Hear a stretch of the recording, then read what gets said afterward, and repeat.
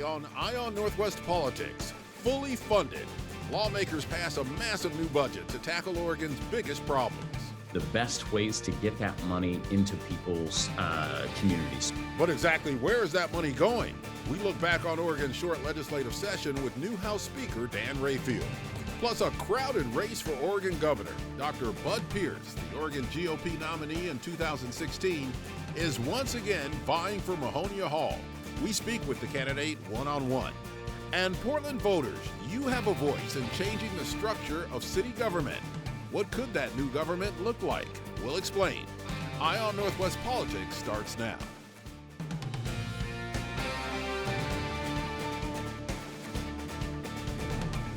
Thanks for joining us. This is Eye on Northwest Politics. I'm Ken Body.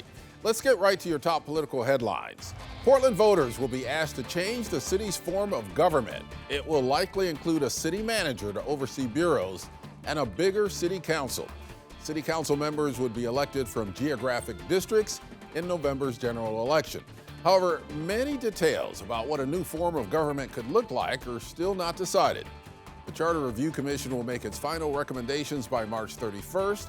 Portland is the only major city in the United States with a commission form of government.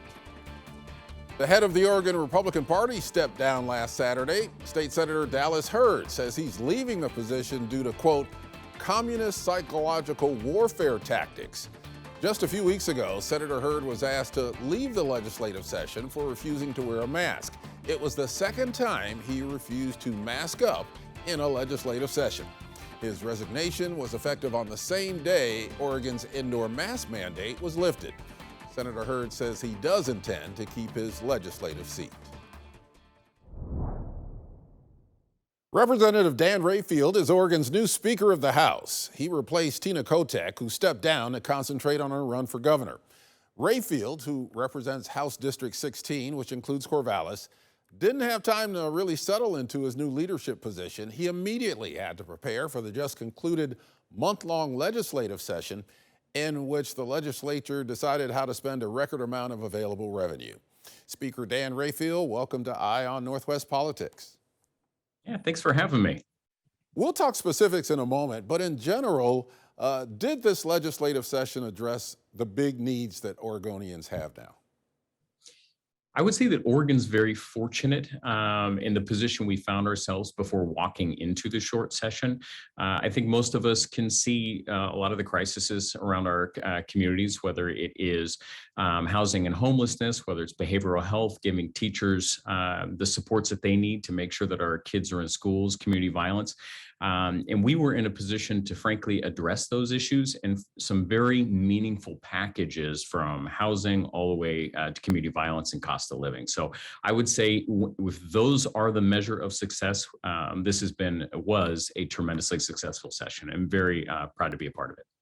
Well, here are some of the big budget items that the legislature approved. $400 million for homeless services and affordable housing, $300 million for education, $300 million for child care and to support working families, $300 million for health care, $100 million for climate issues and infrastructure, and $100 million for rural Oregon infrastructure.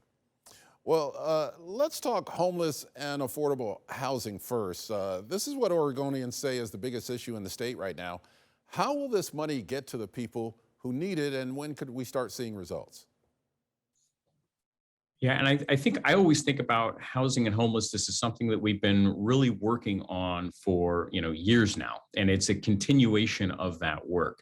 We put together a group of legislators that were really focused on taking all of the different ideas that community leaders, the governor, and that had out there, and really outlining the best ways to get that money into people's communities. So one of them being our housing, turnkey projects, which we've done in the past. It's a proven project. They're in communities across the state. And we did part of that $400 million is $50 million of investment into project turnkey projects. And so that's something we know that we can get out, deliver more, have meaningful impact in the near outcome, as well as having other supports as well, across a broad spectrum of needs.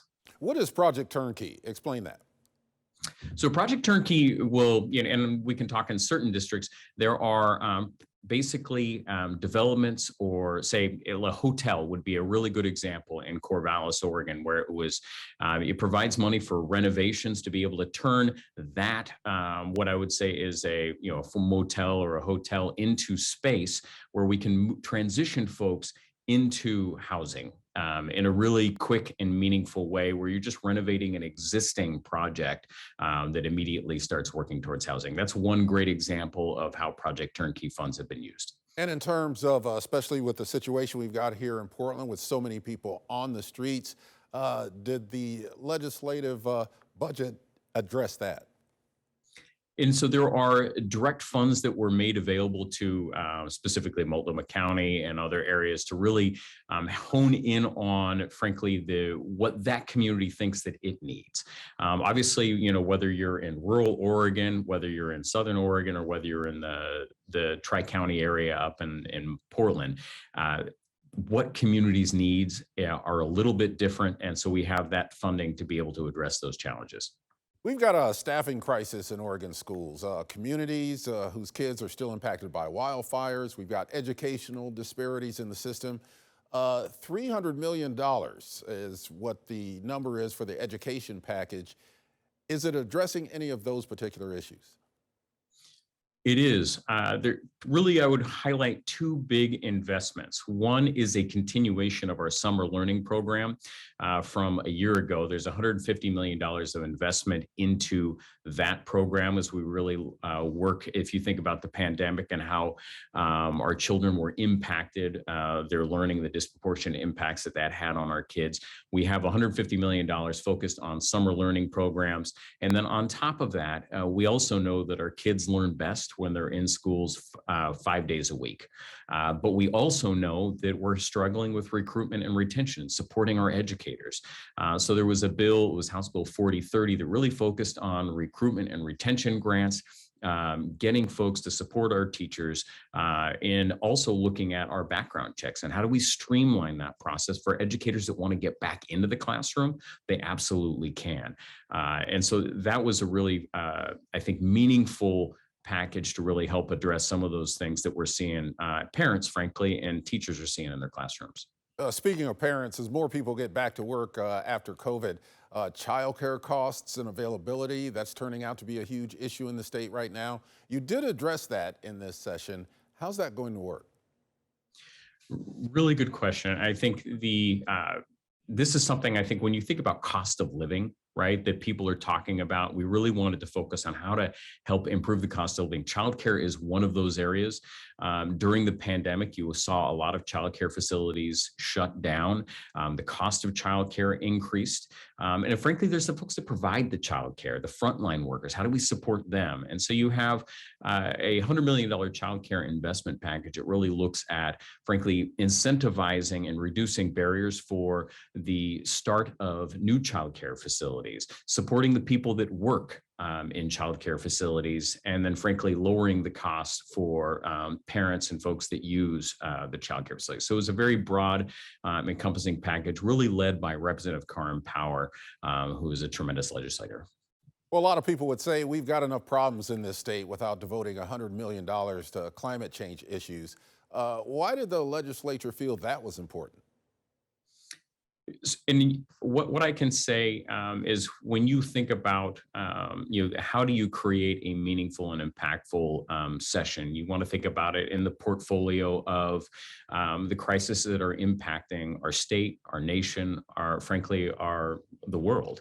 Climate change is one of those things, and you can't leave one session on the table without trying to make some meaningful impact towards climate change. And so that was a priority of our office, was to implement what we would call a climate budget. Senator Lieber on the Senate side really helped in the development of that climate budget as well. And we have a whole bunch of climate leaders in our, frankly, caucus and in the legislature. So that was the exciting thing to start. It's also something that we need to continue to do and make focused efforts in upcoming sessions as well.